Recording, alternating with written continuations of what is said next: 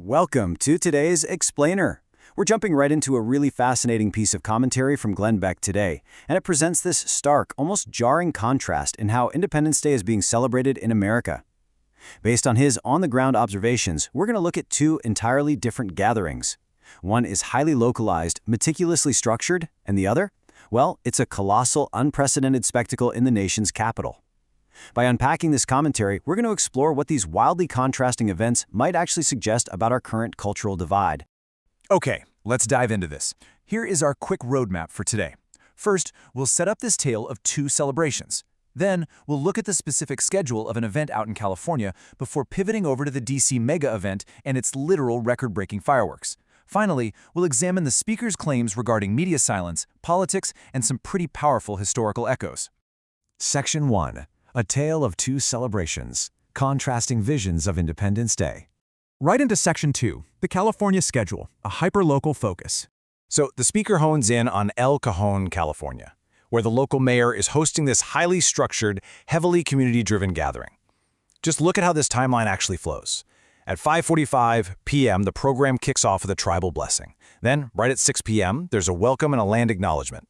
At 6:10 p.m., a tribal invocation, followed closely at 6:20 p.m. by the Black National Anthem.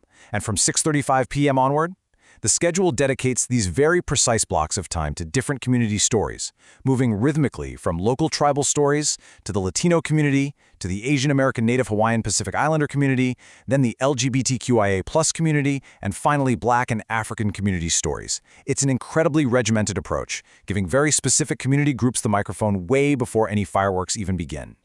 And for the speaker, this specific schedule highlights the cultural pivot perfectly. After reading through that segmented California event, he offers this reaction.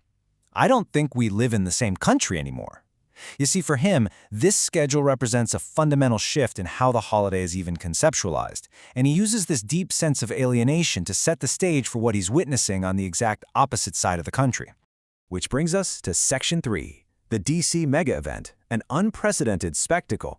Now, the source points out that anyone familiar with D.C. wouldn't even recognize it right now. The White House is fenced off, the Ellipse is closed, Lafayette Park is restricted, all to make way for massive built-in infrastructure and actual stadium seating right on the National Mall. The scale is literally staggering. It's described as a 1,000-acre event space, set up almost like a modern World's Fair meant to represent all 50 states. We're talking about NASA bringing in experimental prototypes and a literal moonscape to show what living on the moon will be like. Look up, and there are planned flyovers from massive jets, including the new Air Force One, the Navy Blue Angels, and the Air Force Thunderbirds. Look back down, and there is an actual live rodeo happening right on the National Mall. Now, what's really interesting about this next part is the sheer math. Section 4, Record-Breaking Fireworks by the Numbers. Let's break down the data behind this DC event because, honestly, the numbers are hard to even fathom. A typical small-town fireworks show uses somewhere between 300 and 1,000 shells. A large city, say Dallas or Chicago, might push that up to maybe 3,000 to 8,000 shells. Up until this event, the biggest annual show in the entire country was the Macy's 4th of July fireworks in New York City, dropping an incredible 80,000 shells. But this DC event, it is attempting a Guinness World Record with 850,000 shells. Let that sink in. That is over 10 times the size of the largest fireworks show ever recorded in America. According to the source, not even China's most spectacular shows have reached this size. And get this, it's not just the crazy quantity, it's the physical size of the fireworks themselves. They're launching 16-inch shells. To put that into perspective, these specific fireworks travel 2.5 miles straight up into the air. When they burst, they are 4 football fields wide. That is 1/4 mile wide for a single firework. And they're launching all of these from 8 separate stations strategically placed to bring the DC monuments to life. So, a Guinness World Record attempt like this obviously requires some serious funding. The speaker estimates the budget for this incredible display at $16 million. To highlight just how abnormal this is, he contrasts it with his estimate of the previous year's DC fireworks budget, which he pegged at somewhere around $100,000 to $160,000. The financial leap here is absolutely astronomical. Which leads perfectly into Section 5, Media Silence and Politics, the core grievance.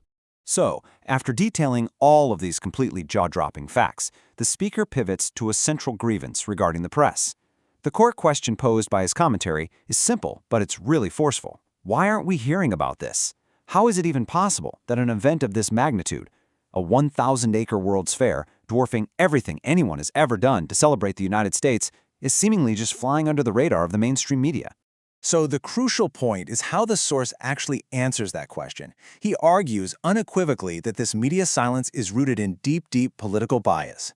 The commentary claims that the press harbors so much hatred for Donald Trump that they are willing to completely ignore and bury what should otherwise be a historic, unifying, and totally spectacular national celebration. And this perceived political tension, well, it isn't just in the media. The speaker observes it playing out right on the sidewalks of D.C. He notes that the area is strangely empty, suggesting that local Democrats in the DMV area are intentionally avoiding the celebration altogether. But on the flip side, he observes a stark partisan tell among those who actually are attending. He notes that simply wearing an American flag has become an overt indicator that someone is a MAGA supporter. According to him, patriotism itself has literally become a visual proxy for political affiliation on the ground. Section 6. The flag keeps flying. Historical echoes. Despite the heat, the empty sidewalks, and this alleged media blackout, the speaker is scheduled to teach the Declaration of Independence at 2 p.m., and he takes comfort in the attendees he calls insiders who are showing up no matter what. To describe their dedication, he draws a pretty powerful parallel to the shelling of Fort McHenry. As the story goes, during the bombardment, the American flag was taking heavy fire and was in danger of falling. Because a fallen flag was the universal signal of surrender, soldiers literally piled their bodies together, taking incoming fire just to hold the flag up. When one fell, another took their place. The speaker compares the attendees of his speech to those soldiers, saying these modern insiders are the exact kind of people who will never let that flag fall. From a hyper-segmented schedule in California, all the way to a massive, politically charged mega event in D.C., wrapped in record-breaking fireworks and alleged media silence, this source paints a really vivid picture of a fractured national holiday, and it leaves us with a vital question to consider. What do these wildly contrasting celebrations and the deeply entrenched narrative surrounding them say about the future of American unity? It is definitely a lot to think about. Thanks for joining me on this explainer, and keep exploring.